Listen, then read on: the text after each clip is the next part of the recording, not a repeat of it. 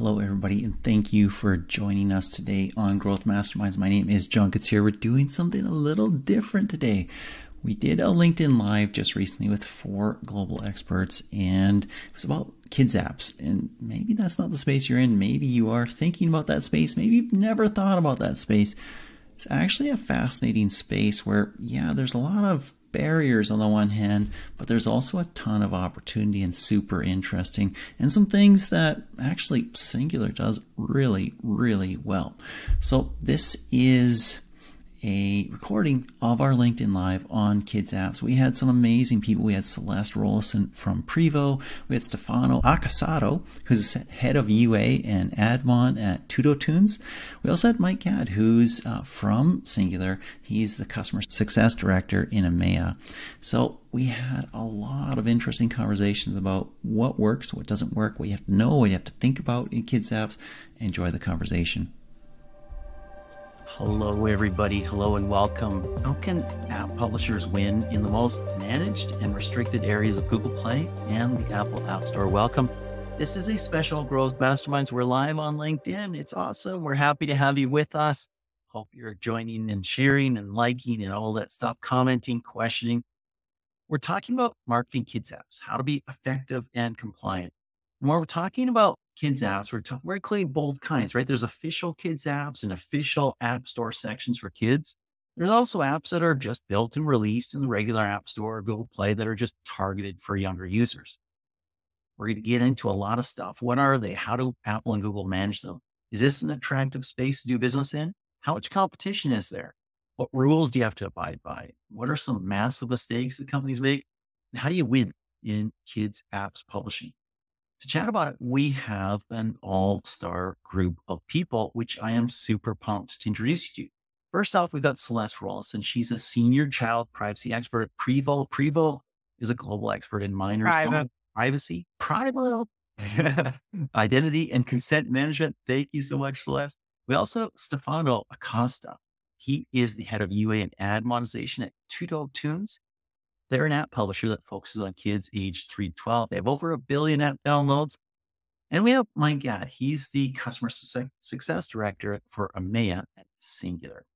Singular is a next generation privacy focused MMP. Welcome all. If you have questions, by the way, we're going to take some time at the end, so please add them. If they're super relevant, we might even bring them in right away. We'll see how it goes. And guess what? We've got one. Welcome to everyone online. Absolutely. Welcome, everybody. We're going to start by setting the stage. Start with the big picture.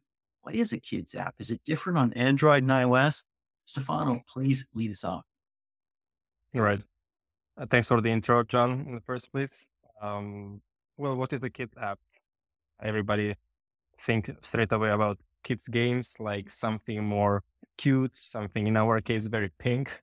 Definitely that's the color that is mostly present in our apps. But the question here is about how do you distinguish a kid app from another a kid-oriented app or an actual kid app? So what we call as official kid apps is what you may find in the stores under the kids section, right? But there is also plenty of apps which are not part of that category in the store, but they're still oriented to kids, right? So Google Play, App Store have different understanding of what does kid app means. And it's really down to the publisher to understand where better to fit their app. But with all those categories, it comes in restriction. So you need to be aware of those. You need to really read down the guidelines to understand where your app basically should be placed. Cool. Celeste, any thoughts on that as well? What are some of the differences here? How do we define a kids app? Right. So, speaking from the regulatory side of things, and there's definitions of what's a website directed to children, what's an online service directed to children. Are there characters?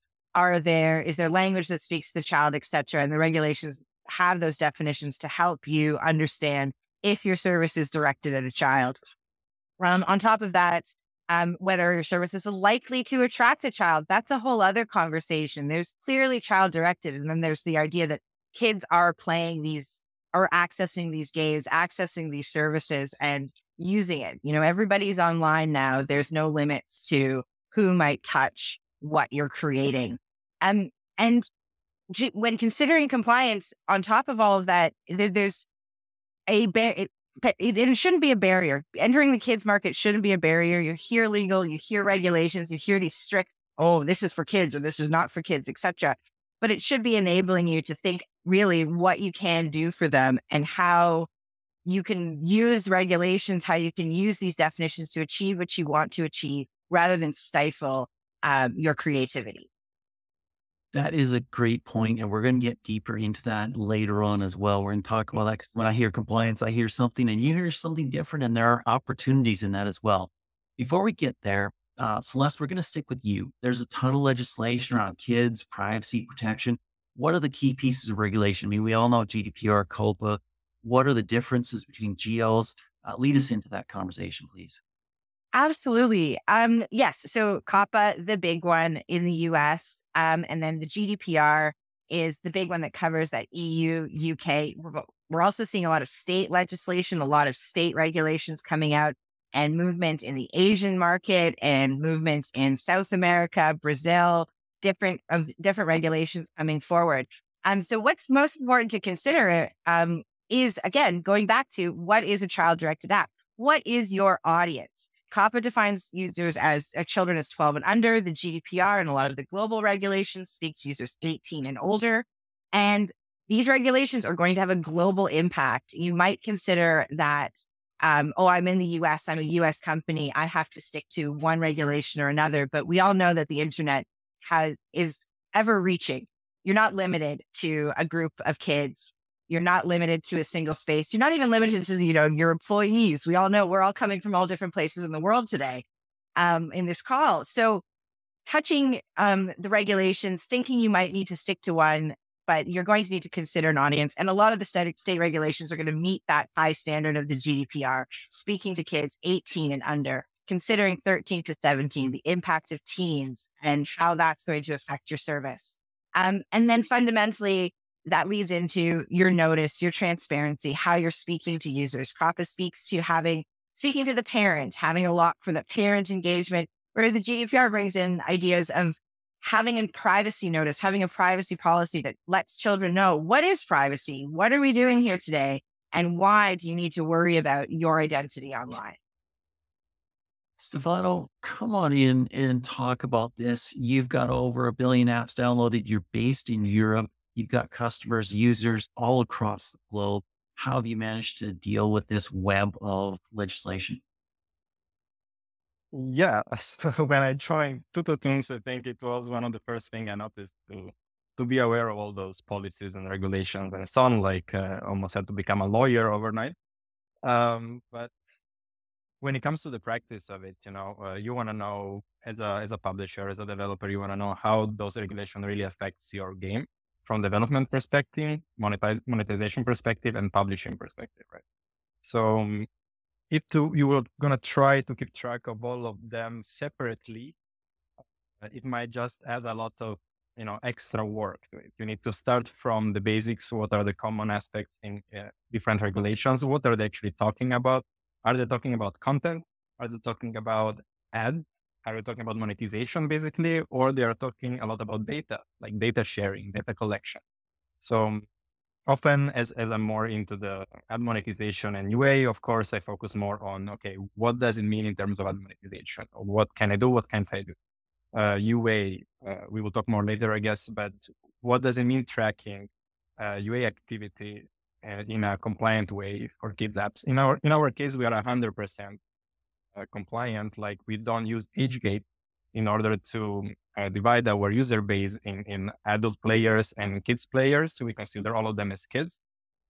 This is also a very important aspect. Like, is it compliant to use an age gate? How should it look like? What does a certain regulation say about it versus another one?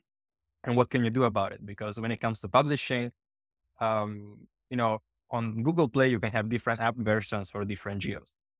So if you are 100% sure that you want to go this way, you could even have a different user experience for different geos, right? But you really need to mind your resources in this case and not mess up too much situation. But when it comes to iOS, because I guess you want to be on iOS as well, it's not really working that way. So we can't have completely different versions on different geos. So it's going to be a unified experience. So basically, if you look into what Privo is doing when it comes to GDPR and COPPA compliance, they also can talk about other regulations that are in other countries like the UK, like Brazil, or even statewide in the US when it comes to California, for example. And now more states since these years are joining this bracket. So, but if you are really having good base when it comes to COPPA and GDPR, you probably find yourself in a good place already. And then it's about very small changes or small attention to details when it comes to other regulations, because COPPA and GDPR are really broad. They cover almost everything. You gotta for sure remember, as Celeste said, the difference in age. So if a user is in the US, you might want to have a custom age gate when it's about 12 to 13 years old, right? That's when the switch happens. But if you are in Europe, originally, at least under the GDPR, there was different ages for different countries. So one country would say that, oh, a kid is under 18. Another would say that the kid is under 16. And another would say, no, we like the way that COPPA does it. It's under 13. So what your age gate should do, basically, when it should switch into a different audience, right? So this is usually solved if you play games and they are having an age gate. You will see often that if you're in Europe, you get the European age gate, which is usually unified across Europe. It's not by country usually, and it's about, let's say, 16 years old, because that's where I guess 90% of the country agrees on, right? But if you go in the US, you don't really have a choice, or North America, you don't have a choice. Your age is 12 to 13. So these are some of the main differences. But if we go deeper, of course, the way that data is treated, what does it say about what data you can collect, manipulate, and then share, that's where it gets more tricky. And that's where you really need the help of like a partner that helps you understand what happens there, unless you want to do everything by yourself, but plan some time for it. Doing everything by yourself is pretty challenging, but I can understand why you're treating everybody as a kid. It kind of simplifies your world in that sense. That makes a ton of sense. Okay, we're going to get into compliance. We're going to get into tips of what works and what doesn't work and a lot of other stuff. Before we get there, as we're still kind of unpacking here, Stefano, we're going to keep you on stage here. Who are you really marketing to? Do you have one audience? Is it kids? Is it one audience that's parents? Is it both? What are you doing? Yeah, that's something that is always on our mind and top of mind. Is like, how can we give good experience to the kid in the first place, and how can we translate that into value for the parents? Because needless to say, the parent is the purchaser, right? When it comes to in-app purchase and buying power, so they really need to be able to see the value there. So we can't, do something which is just looking into what the parents need and then forget about the kids, and vice versa. That's really not possible. So when it comes to the kids, you really want the quality to be really high. You want to be the creatives to be the best possible creatives, like that really inspire kind of happiness for the kid when it gets into the game, right? You really want to use the right mechanics that the kid is able to understand. That is not too complex, but should be also, of course, challenging. Otherwise, it gets boring too fast. And I guess who has kids or not, but we can imagine that the kid gets bored pretty quickly if something is not catchy enough or challenging enough. But it also gets pretty frustrated if it's too challenging. And the line there is pretty narrow. It's pretty hard to define. So it requires some game testing done, collaboration with, for example, something we do, we do go to schools and we do have like kids playing our games during, for example, development phase, or if we want to have a content update, we have our kids playing with that and see how they react to it. Everything is done in a compliant way. And this way help answer those questions. In a way, it's harder to get the parents' perspective because you're not going to go to school and get the parents to play with the kids. So first of all, you need to have the kids really engaged in the game. Then the parent notices that the kid is actually engaged in this game. So it starts to pay attention to what it is. And that's when you need to start giving a solution for the parent. So what that may be, right? In the first place, you want the parent to feel safe, that your kid is in a safe environment. There is no, tricky behavior in like, prompting prompting to you like some in-app purchase in the middle of the screen, and by mistake it gets clicked and so on. So all these things needs to be addressed for a parent to feel safe. The ad experience is extremely important, of course, here, and I guess we'll talk more about later in details. But then at the end, also, what problems are you trying to solve? And one simple aspect to it is like, well, you want the parent to trust the kid while playing the game and not being there all the time looking at what the kid is doing in the game. So one example, it's our subscription service that gives to the user the possibility to, unlock all the content and make sure that there is no ads involved of any kind at any point, so that the parents feel like the kid is spending time in an entertaining and sort of informal education way as well, because some of our mini games have something that does with mathematics stuff, but in a very informal way. There is not like actual division and multipliers involved.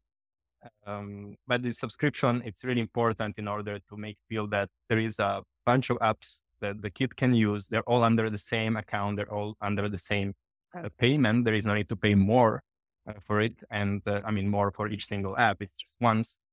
And then the kid can actually enjoy a big variety of games, mini games, characters, and so forth. I want to go to Celeste on the same question, but just before we do, Stefano, do you have multiple apps that you get with the same subscription, or are they mini games within one app? No, it's about multiple apps. So as we have like around 50 apps live in each store. So once a user decides to subscribe for one game, they get also the suggestion of all the other games that are included in our TutoTOONS subscription. And they can directly get to the store from the panel inside the app, or find this information as well shared on the store when you read the description of the game. At the moment, we have this on per store, right? And we're working on delivering a solution that will actually be a one unified experience. So one account covers all stores. Super interesting. I'd love to dig more into that, but we can't right now. Celeste, same question. You're marketing to different audiences. What are some of the implications of that? Right. Yeah. So I'm going to touch on a lot of the similar points to what Stefano was going through. The idea that COPPA, these regulations are designed to put parents in control. But what's key, and this is one of those misconceptions about the barriers of compliance, is consent. A parent has to say yes and get permission, but it's very important to get the kids engaged from the start and to create an experience that is compliant, that they can just come in, open up your app and just start playing it. And then when they're invested and engaged and interested, they bring their parents into that conversation. And then when those parents come in, the compliance is a marketing tool on its own. Parents are looking for trust marks. Parents are looking for private parents' choice awards, etc. Those big badges on the website that say, this is a safe place for your child to be. So you want to bring kids in, but you also have to have something that the parent is going to see and go, oh, this is a good place for my child to be. I might want to put my money here. I'm going to put my money where I know my kid's going to be safe. I'm going to take an extra step and provide consent. I'm going to get my kid more engaged in your service. And then when you're coming out with a new product, a new service, it just carries on. And building that legacy brand and compliance are really tied hand in hand. Very cool. Mike, let's bring you in here. Thanks for joining, by the way. I want to talk about the level of competition in the kids face and maybe some of the unique challenges associated with that, because there are some additional barriers here. We're going to talk, Celeste has some different opinions about that. We're going to get to her in just a moment, because those barriers are actually opportunities in her thinking. But what's the level of competition we're dealing with here? Is it as bad as everywhere else in the App Store? Is it better? What's your thoughts? So, from what we've seen with our customers, it's not so much like you're trying to beat other people. It's trying to like improve your personal best all the time. There is a lot of barriers, I think, that are rightly in place, but you need to be able to work within those limitations to make sure you're compliant, but also be able to do that optimization. And what's really amazing is actually we see quite a lot of our customers who are in the same space actually working with each other. And Stefano is a good example who actually helped me with other customers in the past and things like that. We're actually quite happy to share ideas, things like that, because it is a challenging environment to work in, but actually, there are opportunities within there. And I think the fact that we're becoming more privacy centric as an entire industry anyway, actually really boosts this part of the industry. Because actually things like scan, you didn't have that before, and you couldn't actually use self-attributed networks. So if you were on iOS, you couldn't use something like Facebook to advertise properly, whereas now you can in a privacy safe way. That's pretty cool. So yeah, that's what we're seeing with our customers. We got to bring in Stefano on that because I mean, if you're a kids app and you see all these privacy things happening and you see, the bulk of the industry, the ecosystem going, oh no, all these challenges, it's so hard, it's difficult, and scan is here, and I don't have my IDFA anymore. And you're going like, welcome to the party, guys. This is better than I used to have it. Right. That's one way to put it. I would say that, yeah, we kind of were ready for in order to, how to say, to have the right mindset, of like looking into the policies. What do they mean? Like, what does it mean to have less visibility on data? What does it mean to be less able to reach the right audience? So yeah, we've been there from the very beginning. So let's say that it's not that there is no impact, of course. When it comes, for example, to ad monetization, when it comes to monetization side of things, in a way, there was nothing much to do for us other than, updating the list of SCAD network that are available for each network. But, that's a regular kind of development job that we do in the backend. But the ad revenue didn't see a drop, for example, when the scan came in. We rather saw more possibility to fill in ads because suddenly there is more contextual ads available. So from that side, things getting better, let's say for a kids developer like we are. On the other hand, it doesn't mean that all comes to that because we still enter in the new system, in the new scan. Then there will be the changes on Android as well, which by the way, from a certain point of view, already hit us. So GAD, it's already something of the past for us, while many developers will need to come into it in the coming years. And from this point of view, kind of looks like we are advantaged because we already went through the lack of GAD, but we already have a solution thanks to Singular here as well. So we kind of solve this problem. But the same has happened with iOS. Once it's going to kick in the whole new privacy sandbox, we are going to be part of it as well. So all that Google will do and what iOS is already doing, all the system, how things are working, we anyway need to go through it. So it's still anyway impacting on the UA side in a very similar way as it's impacting everybody else. On the other hand, the level of competition might be looked at in a different way compared to what we can call adult apps. Because when being now in the field of kid games for now more than 4 years, when you look at who are your competitors, who is in the top of the charts, you often see the same names, right? Like you rarely get like some new player that suddenly breaks all the charts and comes through. There is a lot of, let's say, stability in who are your competitors, where, well, you get inspired, you inspire others, and so on. Of course, I'm talking about fair competition. I'm not talking about stealing game ideas or hacking down your builds. It happens in this field as anywhere else, by the way. But the level of competition is a little bit different. But at the same time, the perception of different options is also different. Kids and also parents, at least some, they tend to stick with something that they really feel safe with, right? So how you're going to get there and take that user on your side, you need to give a sense of relatability, that's an existing word, and a sense of safety, the same as is perceived in other games, or actually improve that and do a better job. And then you're going to get more attention, right? And the value, whether it is educational value, whether it is entertainment, it should be very clear from the very beginning as well. So that's how you're going to succeed as well. And of course, running UA in a proper way, in contextualized to your field, not thinking that you're running UA like a regular puzzle game out there. You're running UA in kids' games. So you really need to pay very much attention to what does this mean and what does it translate into practical actions that you can take every day. One thing I got out of that, which is super interesting, is that your retention can be quite high in kids' apps. Once they feel good, once they feel safe, they're there. Obviously, they're going to age out at some point, but your retention can be good. That's awesome. Celeste, we're going to go to you again, and we're going to talk about something that I've hinted at a couple times, like, and we talked about in our prep as well. I hate word compliance. I personally hate the word compliance. But should people in the kids app space learn to love that word? Is compliance an actual enabler of success here? Well, I want to say yes. And of course, we at Privo know we have a very, very steep hill to climb to have that kind of relationship we have with TutoTOONS and Singular. I mean, the sort of triangle of our three great minds coming together with a lot of the regulations.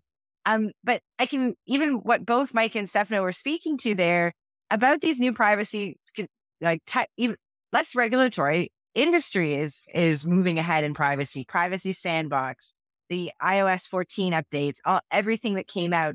And you'll start to see that kids apps, like Stefano touched on, were already there. They're already ahead of the game. They're already considering this. Compliance is that's the direction everything is moving in now. And the regulations are built in a way to help you build privacy by design. That's a big key word. That's big in our space. I don't know how much everyone else has heard that, but I'm sure it's come up.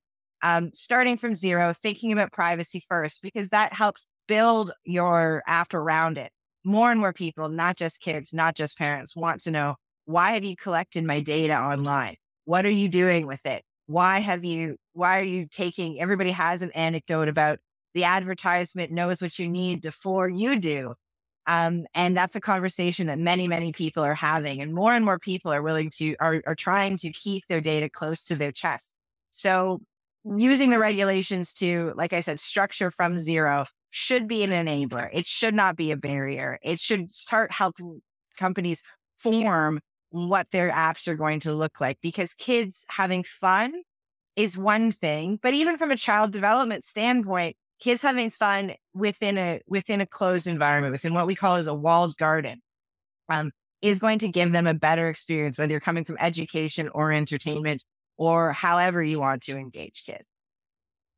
Okay, cool. Thank you. So let's dive into how to actually get compliant. We'll talk about what the actual rules are. We'll talk about how challenging it is. We'll talk about the tools and tech. Let's start off here. We'll start out with Stefano. You're kicking off a kids app. How do you build safety and compliance in? What do you need to do? Well, uh, you gotta get knowledge. Basically, the first thing you gotta do. You need to start looking at their policies in the stores. Really pay attention to that. Google Play has courses on how to be compliant with their policies. You can actually take tests and learn about it. Learn about what does it say when it comes to the Design for Family program.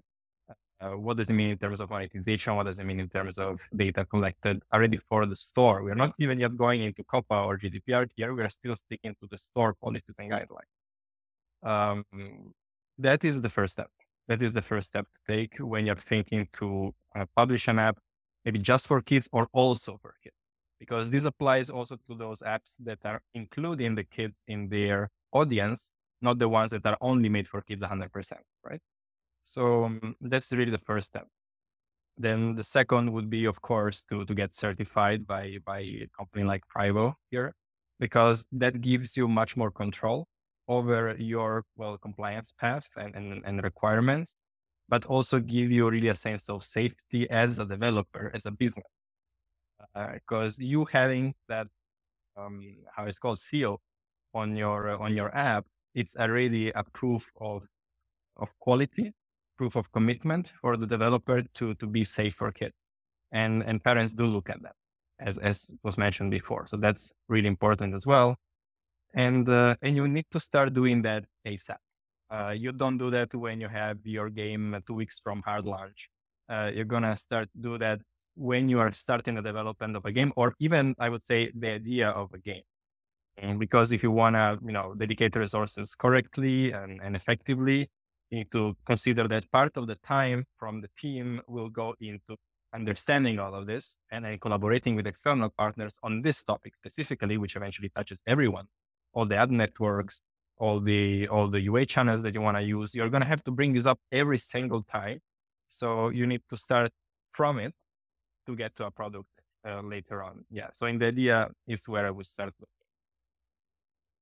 Super interesting. Going to come back to Celeste. What are the actual rules? What can you do? What can't you do? Well, I don't have that much time. But no, and I think we've touched on a lot of it in this call is, thinking about what you want your service to do is going to help figure out what you can do and what you can't do. But basically, a lot of the regulations boil down to being mindful of the data that you're collecting and processing.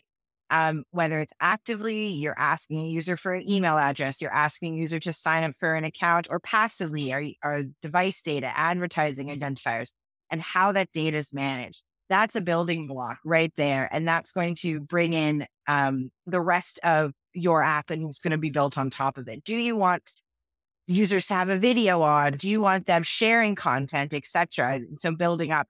And everything is possible under the regulations, except behavioral advertising. But even then, there's a world for it. But really, there's a lot that can be done. There just has to be maybe an extra step in place first, having consent or having a transparency. Transparency is always going to be key. So once you know, it's surprising how many companies don't know what data they are actually collecting about their users, because frequently the tradition has been to collect it all and dump what you don't need and just use what you need to. It's all sitting somewhere. But thinking about that and then telling your users, that's what you need to do. So as long as you're transparent, as long as you're mindful and aware of exactly what you're doing, there really aren't any limits to what a kid's app can and can't do. I hope that answers that question. I think so. What is this dump the stuff you don't need? I don't even know if companies sometimes go back and look, oh, we have all this extra stuff. Let's see. But I suspect they are now. Stefano, anything to add to what Celeste said there about what you can or can't do? Well, a question I get really often is like, how do you even monetize kids? That's something I probably get at least once in every conference I attend. And the simple fast answer is that you can actually monetize with the same tools that you use on any other game. Yes, you can do ad monetization. Yes, you can do in-app purchase monetization. Yes, you can do subscription. You gotta just maybe sometimes get a little bit more creative in the way that you do your in-app purchase offering, of course. And when it comes to ads, the practice is very much the same as any other game. The main difference is what are your possibilities, because you need to stick with the networks that are certified to ensure compliance for COPPA, which usually automatically covers as well GDPR and other regulations. And then it's often applied pretty much worldwide. Like if there is COPPA flag available in a network, it's going to cover all your countries. You don't need to go country by country and learn about the law locally and so on. It's a pretty simple, straightforward process, but you got to be aware of where are those flags, what they should look like. Is there something on the UI of the network? If there is something that is more into the code, when you add this network or the adapter for a mediation inside your app, because it often can be in both places. So, but once you are clear with this, you just go with, regular limitations, regular kind of partnership and so on. And one important thing as well is that Google and iOS see this thing a bit differently. iOS has a kid space, which is, I don't even know if it's an actual category. It's more like maybe a flag that your game is a kid game. That is like for the games that are ready to offer just, for example, in a purchase page, or even be like a premium app that you need to pay to download in the first place. But you can be in the kid system and monetize with ads on iOS as well, categorizing yourself as an educational app, as an entertainment app, and that's fine as well.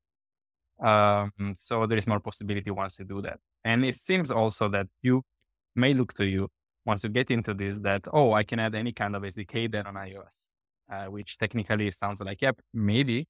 But if you actually look at what this SDK can do, then once your app is for kids, well, yeah, you may add that network because iOS is not stopping from doing that, but it's not going to monetize. It's not going to monetize because it's not having those flags. those flags, or if it's having them, it just says to the network that, hey, it's a kid. Okay, we're not going to do anything with it. So there is really no point in spending time on things that don't bring you anywhere. So you need to ask these questions first before jumping into a new partner.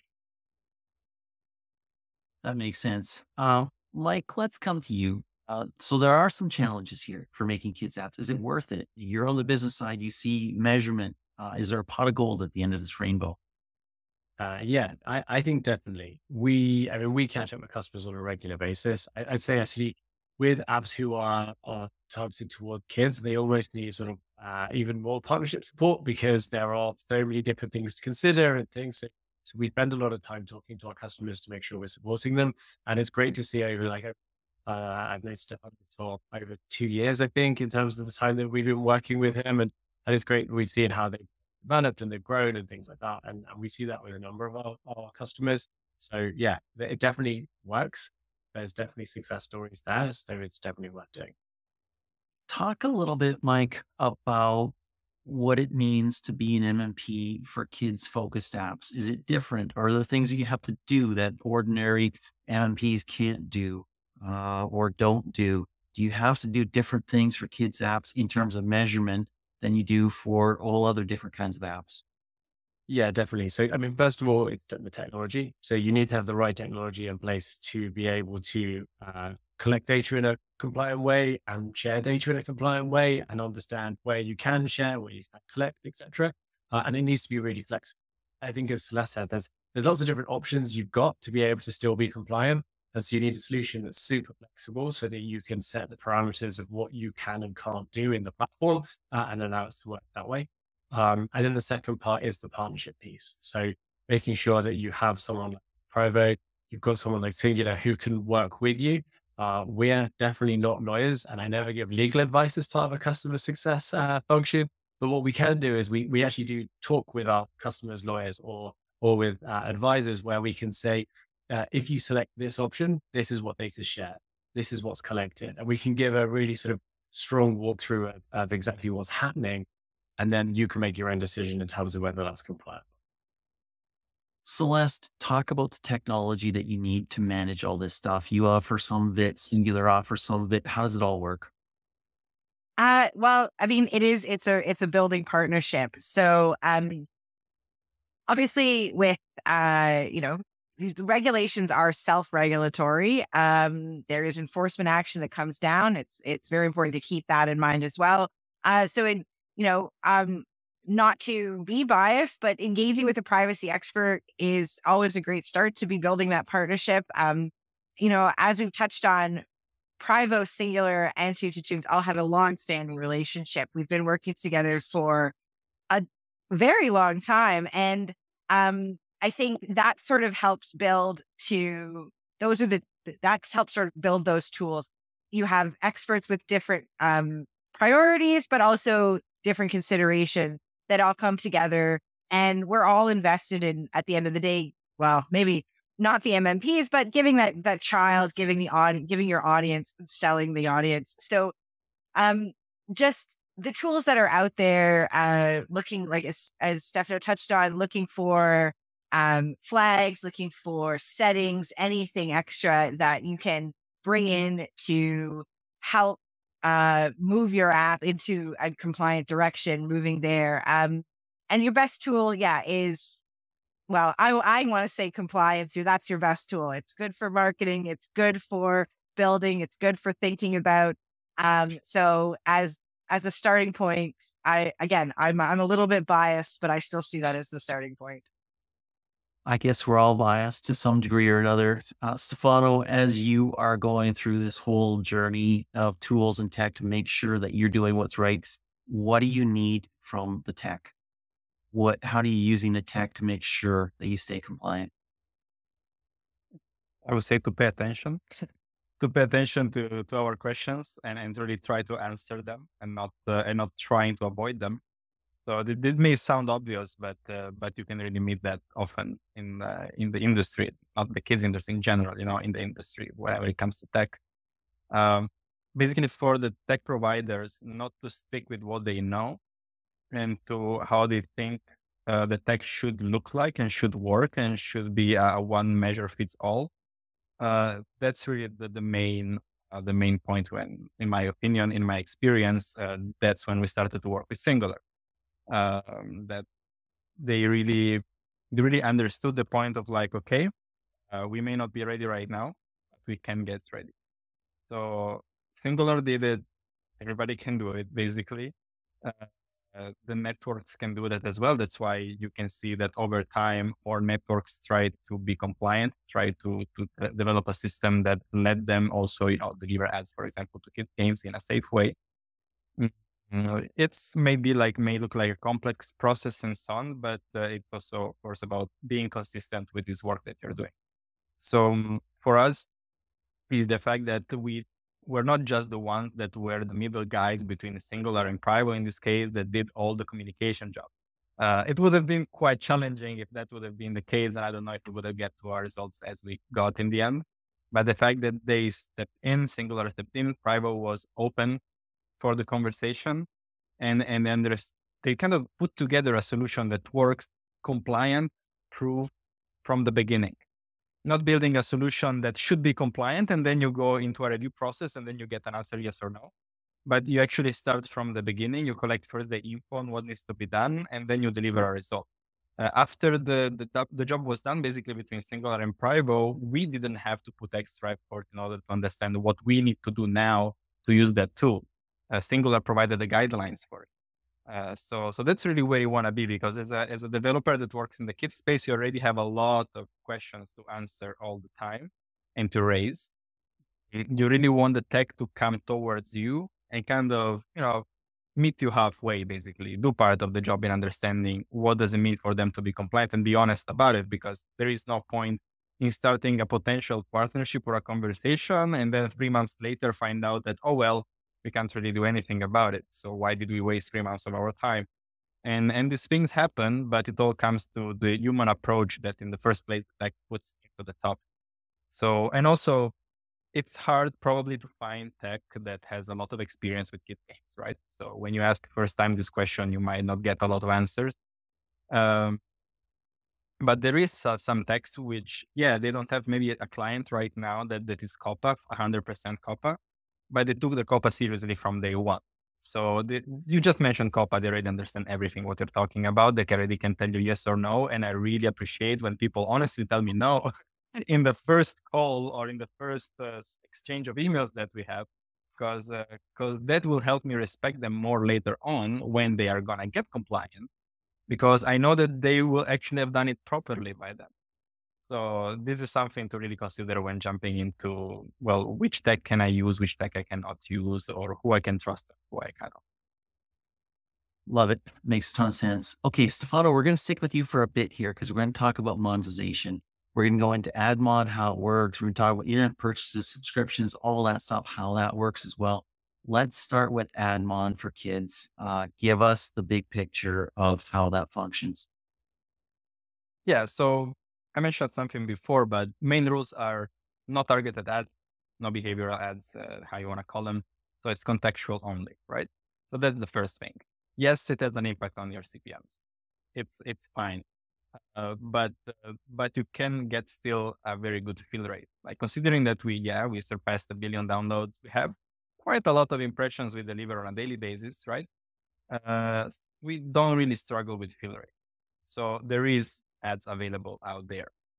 You need to find the right partners. You need to, of course, find them, test them. So how you can find them? The first step, you go to Google Policies, you see the list of certified networks for the Design for Family program. That's your way to go. That's where your answers are, and that's where you're starting. Because if they are there, it means they have all the right flags, and you don't need to start asking a lot of questions. In this case, Privo will be the ones that confirm that, that is fine. We just approve of it, that you actually did it during the setup of that network. But that's it.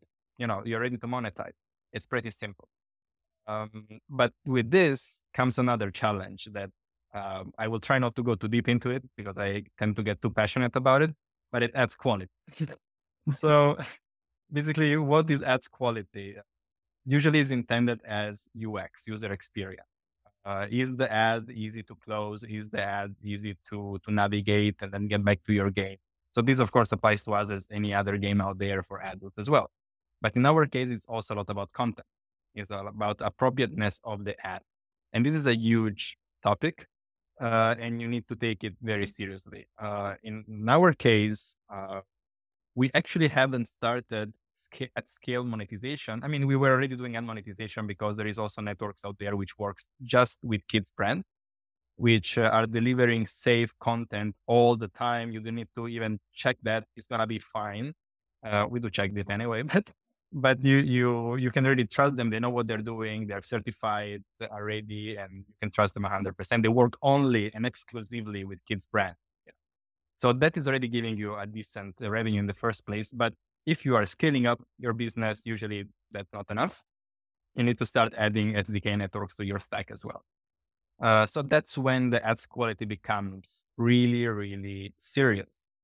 Because yes, you have the flags. Yes, the flags should say that an ad that is for 12 plus or 17 plus shouldn't show in an ad that is marked primarily directed to kids. But technology sometimes fails. The developer that is running that campaign, that UA campaign, might not categorize properly their game on the App Store in the first place, or not have given the right content rating to the game on Google Play, for example. Now, usually these things fix themselves over time because the store realizes that the content rating is wrong, sends you an email, tells you that you need to fix it unless your app is going to get rejected or removed from the store. But in the meantime, days are passing and those campaigns are delivering impressions. And the networks, even though they try their best to avoid these impressions to drop in your games, they might count through. So you really need to have control over the content of your ads, and you need to take this extremely seriously.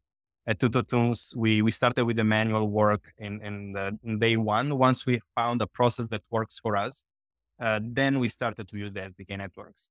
And we had, I remember in the beginning, we called it the big red button, which was a button in our config, in our backend, that once we would see that the network is not respecting our request for blacklisting apps, we would press the big red button and the network is gone. So on that moment, basically, because we can't allow anything dangerous to pass through, we can't ruin the experience to our users and put also us in a very dangerous place as a brand. I think I would like a big red button for my life. Remove anything that I don't like or don't want, but I guess that's not going to happen. That's cool. Now, briefly, because we don't want to take we don't want to take too long for this whole session. Talk about in-app purchases and subscriptions, actual monetization via taking money. How does that work? Is there an allowance? Is there a wallet? Briefly, what are your thoughts there? Yeah, that's often from a game development perspective quite a difficult question to answer. Well, as I said before, it depends on the value you're giving, but we could say that there is like two kind of in-app purchases. It's unofficial, of course, but you could see that there is two of them. One is for the parents and one is for the kids.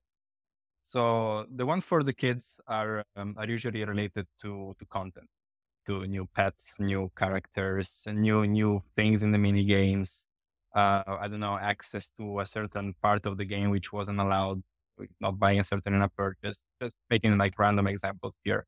But as our games, at least, if you're gonna download them and play them, you will see there is a lot of collectibles.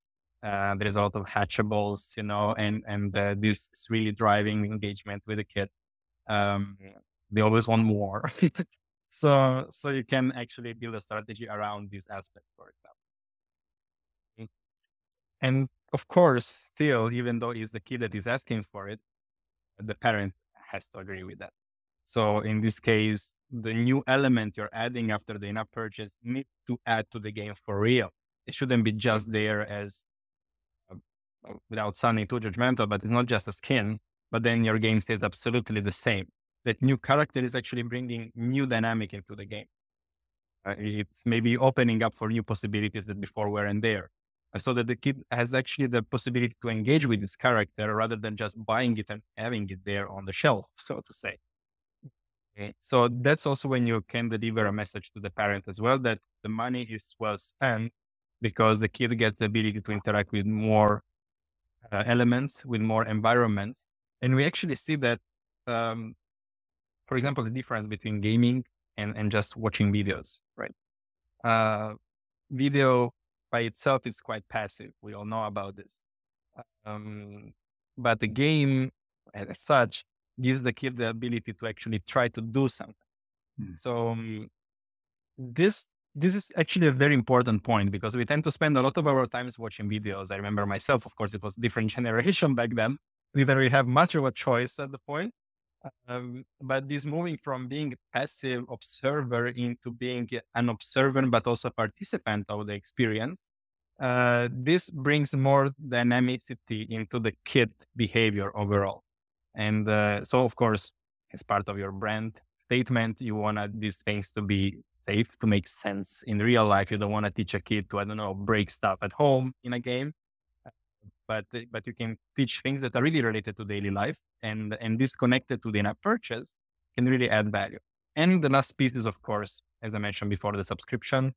It's a very important in-app purchase, we could say, because it gives constant support. Because if we are doing this, is because those games are being supported constantly. New content is being added, and the people that have the subscription get this first before everyone else. So this is for the kid is important, of course, but for the parent to know that this ensures 100% that the content is always top level. It's always updated with all the new things we add to the game, that the ads are removed from the show, and there is no interruption in the gameplay. So this is definitely more oriented toward the family as a whole, rather than just the kid, right? Makes a ton of sense. And thank you for that about monetization via both ads and in-app purchases, subscriptions. Okay, we're coming near the end. We're going to talk about some examples of when it works, what happens when everything goes right. Or we'll bring Celeste on first for that. Then we're going to talk about when things go bad. What can happen there? Then we're going to go to your number one takeaway from each panelist for marketers who are entering the kids app space. And if they don't remember one thing from this show, what should it be? And finally, if we have some time for questions, we will ask you to supply your questions. If you're listening, watching, that'd be great. Have some questions ready. That would be wonderful. Okay, Celeste, we're going to start with you. Let's talk about when this all works, when this goes right. Give some examples of things done right. Well, I mean, I think this is probably the third time I'm saying it. What things done right are having those relationships, excellent communication, collaboration between the compliance side, the regulatory side, the first party developers, the actual people who touch the users, and the processes that they need. The people who are going to collect information on their behalf, like Singular, who are going to help support the developers. I think that is when it's working right. When you have a company that like TutoTOONS has a specific business need and objective. Privo, we've worked with them before. They know what questions we're going to be coming in and asking. Going to companies like Singular, asking up front, do you have COPPA solutions? Are you compliant? Do you have kids apps, etc.? And then seeing that flow of just from one aspect to another, and watching that relationship grow. Oh, sorry. No worries. Do you have some examples of some apps that have done that right and had success as a result? Well, I mean, obviously sitting right here, like TutoTOONS can speak to their success as an app. And I think I like to say that, and I think we all agree that compliance is a huge part of it. The apps are engaging in themselves. The kids love playing with them. They have such a simplified but challenging element to them that has that level that you were speaking to, Stefano. And then, but with that privacy consideration in mind, and speaking to kids as the primary audience is one way that can be done right. So, and then on the same side, in the background, Singular, upfront, we want to do something. We want to be able to meet the needs of developers for kids apps, because kids are a huge market, and we are going to create this solution. And this is privacy done right. This is something that has gone right. This relationship between us, our three companies, and we have similar relationships with other services in the same way, whether it's with their legal team, whether it's with their development team, etc. But it's all sort of based on that same principle of that relationship. And that's what builds success. Cool. Mike, any examples of things done right? Yeah, I think to build on Celeste's point, the biggest thing as well with that relationship is mapping out all your processes. So if you have an age gate, where's the age gate going? What does that mean? You haven't got an age gate. Okay, like what does that process look like? And what networks are you going on? Which operating systems are you using? All of these different things. If you've mapped it all out, then it's very easy to work with people, Privo and Singular, to be able to go through each and every single one, make sure it's compliant, know exactly what you're going to see and what you're not going to see, and then know how you're going to optimize. So that would be like my biggest sort of plus point in terms of how you would make that relationship as effective as possible. Wonderful. And let's turn to, since Celeste talked about TutoTOONS already for things done right, let's turn to when things go bad, examples of things done wrong. And guess what, Stefano, we're going to start with you. You don't have to give huge apologies, but have you ever screwed up? Of course. I mean, you learn from mistakes, right? At least that's my way to go. Well, yes, there is a lot to keep in mind. Yes, there is a lot to work on, but you still want to test stuff. There is not really anywhere to go if you are not ready for testing and sometimes taking some risks. You should be able to evaluate how big is the risk you're going to take, of course, with something.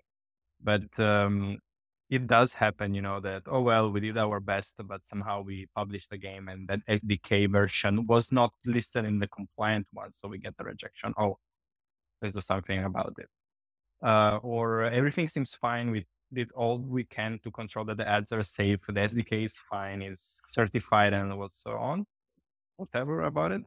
And then somehow you get a rejection from the store that says your ad was shown in a wrong place. It interrupts the gameplay. Is it a config issue? Is it somehow an app issue? Or there is something wrong with the SDK itself? So you're going to go check it, do the homework, fix it, and update the app on your store. So also, one thing I learned that, I mean, it's obvious to say you don't want to get the stores to reject your games, but a rejection is not a removal. A rejection is not a suspension. Those things get there, the situation can get there when you don't take care of your mistakes. But there is no rule that, oh, you can't make any mistake. Like you can make mistakes. It's normal to make mistakes, and some of them you will not notice that you made them. That's why there is the rejection process in place. And you can speak with the store. They are going to tell you like what is wrong. Yes, sometimes you might have to wait a little bit for the answer, and sometimes might be quite an enigmatic answer overall. But so you need to do the checks on your end. But these things happen. And also another aspect is how clear is the experience for the user inside the app, because it's very easy to make the mistake of thinking that the user thinks as you do as a developer. So you need to learn from the data you can get from the gameplay, how the user is interacting with, for example, the in-app purchase offering or the ads, see where there is drop-off, see where there is no follow-up in the user journey that you're not really able to track precisely because you don't have identifiers as such. But you can totally see where the user was last time, and then suddenly their users are dropping out, right? So you need to think as the user. You need to try, of course, otherwise you're not gonna know. And you need to be very clear with your messaging. Like the same as like with ads, or you can be very creative with that. But if the ad is not easily distinguishable from the content of the game, you can get a rejection, you can get complaints, you can get bad rating, right? So these things happen. And it's up to you to step in and do something about it. Don't ignore it. That's the thing. Like you should never ignore these issues in any game, of course, but in this space, it's important to keep a good word about your games, about your brand. Yeah, I love those messages back that your app is not compliant with section blah, subsection blah, blah. And you're going like, how, where, please, more. Okay, we are almost at the end of our time. We probably won't have time for questions. If there's one or two, I might show them real briefly, but let's go to our top takeaway from each panelist for marketers around marketing kids' apps. Mike, I think we'll start with you. If there's one thing that somebody should remember from this session on marketing kids' apps and doing so in a compliant way, but also an effective way, what would it be? I mean, we've already talked about the relationships and mapping processes, etc. So actually, in terms of a key takeaway, start simple. So don't try and go into this bit like we're going to do absolutely everything, and it's all suddenly going to be very compliant, because that's incredibly hard to do. Like, we worked with TutoTOONS over a number of years, and they built up the complexity of their setup. And we've done it slowly. We've done it together. We've been checking it along the way. Whereas, if you try and do everything at once, you're going to give yourself a massive headache. Good advice. Celeste, your top takeaway.